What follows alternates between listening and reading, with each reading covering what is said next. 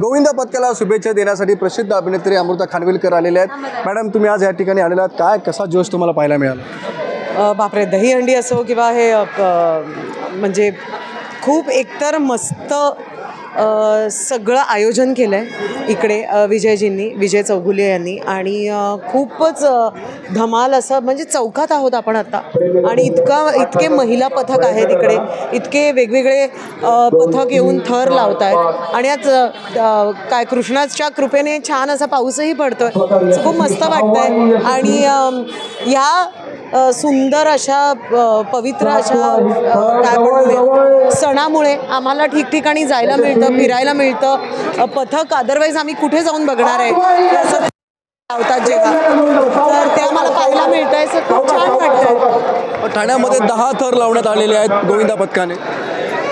एकतर हे इतकं म्हणजे जोखमीचं काम आहे, आणि जे पथक हे सगळं करतात, थर लावतात, मग तो 5 असो, 7 असो, 8 असो, आता जसं तुम्ही म्हणाला 10 असो, मला असं वाटतं खूप त्याच्यामध्ये प्रॅक्टिस असते या लोकांची, आणि म्हणजे सगळी सुरक्षा बाळगून त्यांनी हे करावं।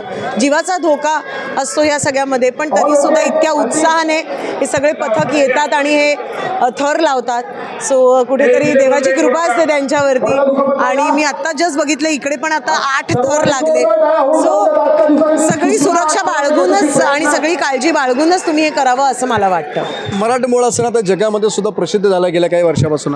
अर्थातच, आणि मला असं वाटतं की हा फक्त सण नसून ॲक्च्युली तुम्ही बघितलं तर एक फिजिकली डिमांडिंग गोष्ट आहे ही, आणि हे पथक फक्त एका ठिकाणी जात नाही, ठिकठिकाणी जातात, आणि या गोष्टीला एक इंटरनॅशनल अक्लेमेशन मिळायलाच पाहिजे होतं, आणि ते त्याला मिळालं आहे, प्रसिद्धी मिळाली आहे त्याला।